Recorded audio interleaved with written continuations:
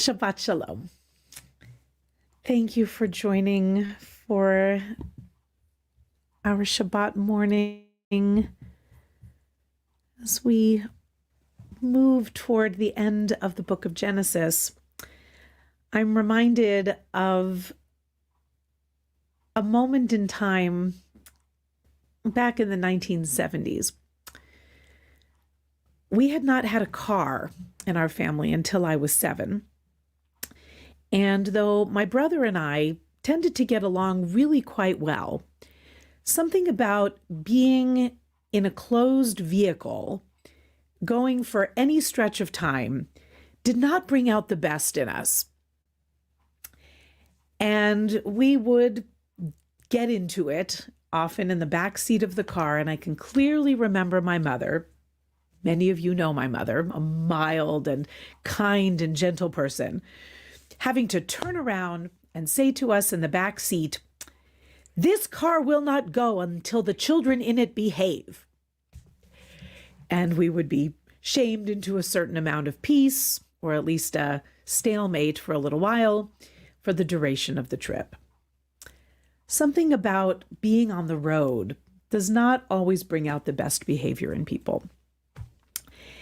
And when I think about that, I am thinking of this week's portion where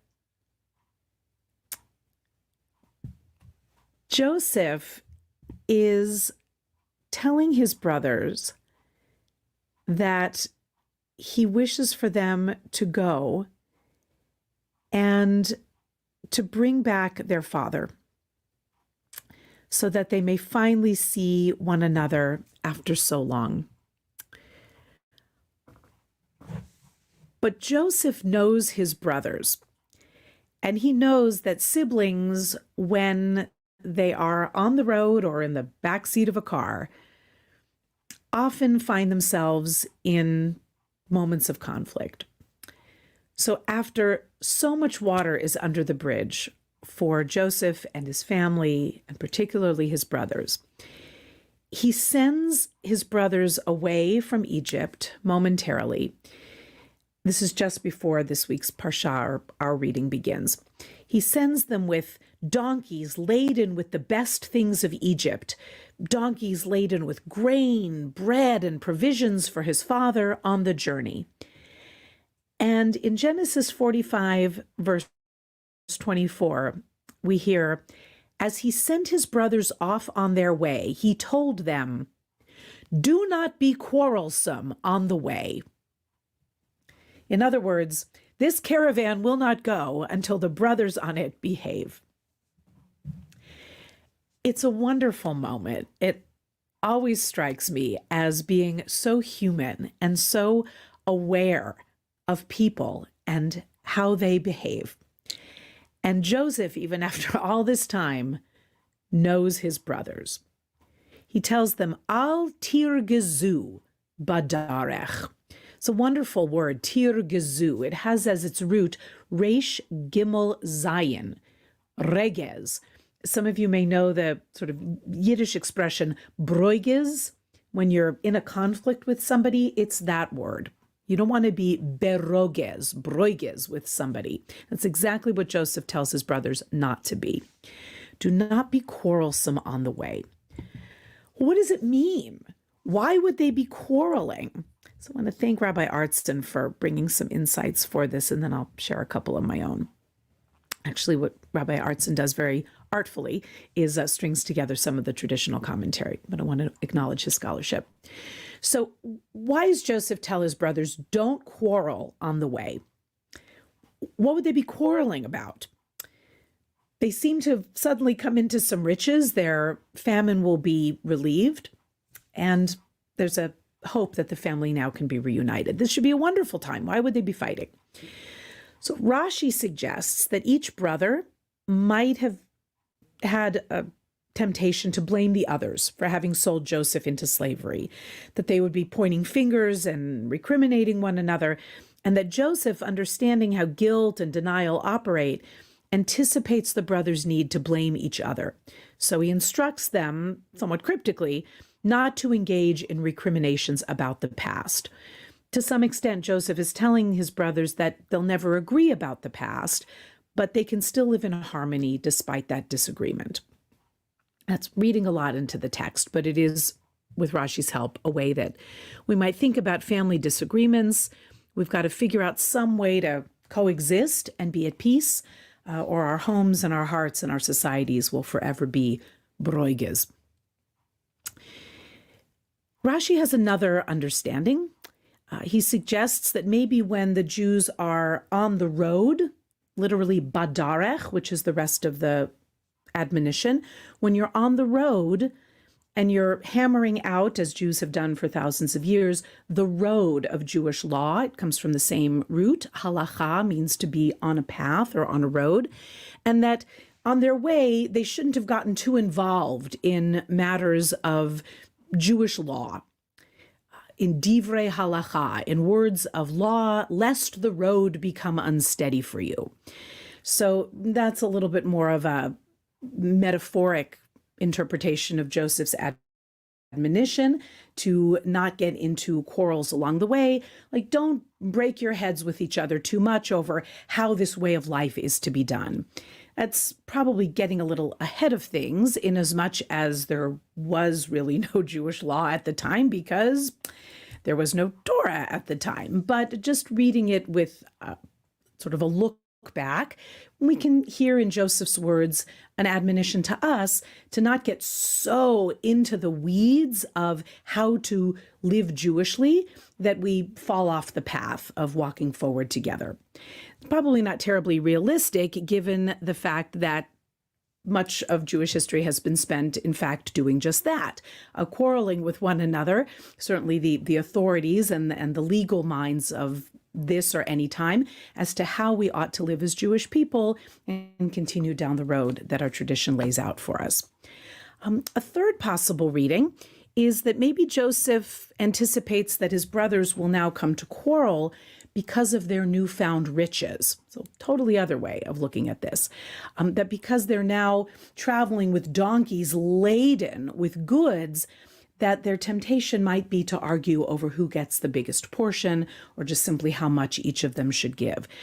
That's really interesting to me because that is so spot on with, unfortunately, how so many human beings behave. The minute we get a little more, it doesn't always elicit generosity from us. In fact, often the more people have, the more they need to hoard and prevent others from having. So Joseph, knowing his brothers, though he hasn't seen them in quite a while, knows that no matter how much we grow and change and experience, we're still essentially the same people we always were. And he knows their nature and the fact that they hated him for a number of reasons, not the least of which was that beautiful coat that their father gave him, that maybe those old tendencies, now that their stomachs and larders would be a little more full, maybe a tendency to fight with one another over what they now had. So Joseph perhaps was worried that the brothers would feel some pressure of their wealth and begin to quarrel about how they could live together. So he urges them, as I think we can hear down through the ages, to not allow money to divide them. Really natural tendency, I'm afraid. But primarily, Joseph is warning them against letting any kind of anger, ruges, get the better of them. And this, I think, is where I want to just take us for a couple of minutes.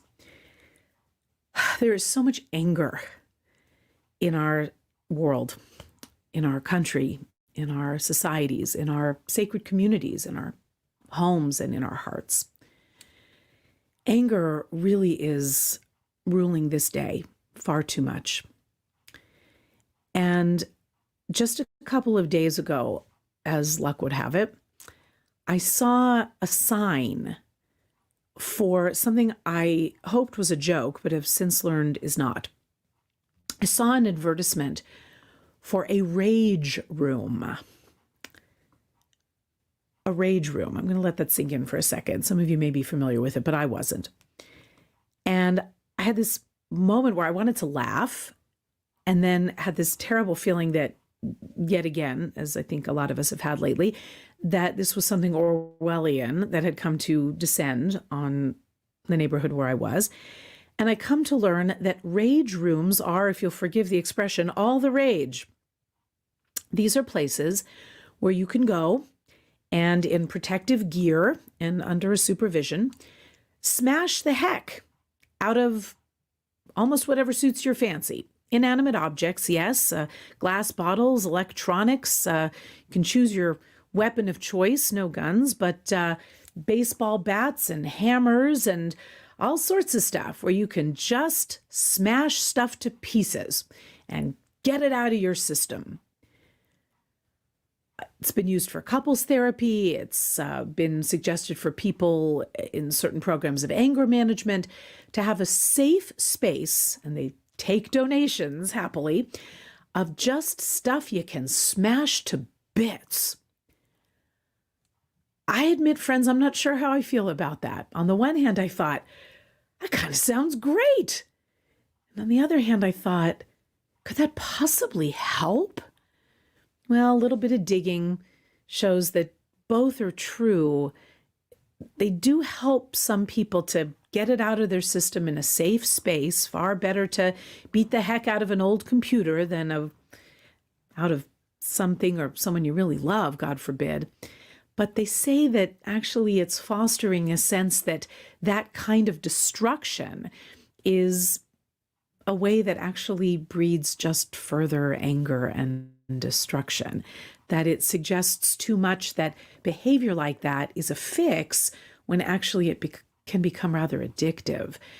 Some people who've been brought to, they're sometimes called anger rooms, say afterwards they had a momentary feeling of feeling better, but that actually afterwards they felt really sad about the destruction and that they would have much rather mended something or even better, created something brand new. So I've gone through a lot of ups and downs about these anger rooms in the very few days since I first heard about them. And I think when I hear Joseph's admonition to not be quarrelsome, I am kind of thinking that maybe a rage room is not for me. Maybe I won't recommend that as a field trip for us. Instead, I want to embrace spiritual healing. And I'll put in a plug for our Musar session later today at 5 p.m. Pacific, because the Musar practices are all about managing anger. The rabbis and teachers who put together the Jewish spiritual programs were listening to Joseph. They knew that we ought not to be quarrelsome as we go along the way. And so much of the Musar practice and Jewish spiritual practice is to make a distance between I am angry and that notion of identifying yourself with anger. I am angry. It's a really terrible thing to think about. It's like equating yourself with the emotion of anger or the actions of anger. Instead, they teach us to say things like, I am a person who is experiencing the emotion of anger. So much greater distance between the true self, the good self, the peaceful and healing and creative self that we all can be and want to be, and those terribly destructive emotions and tendencies toward anger.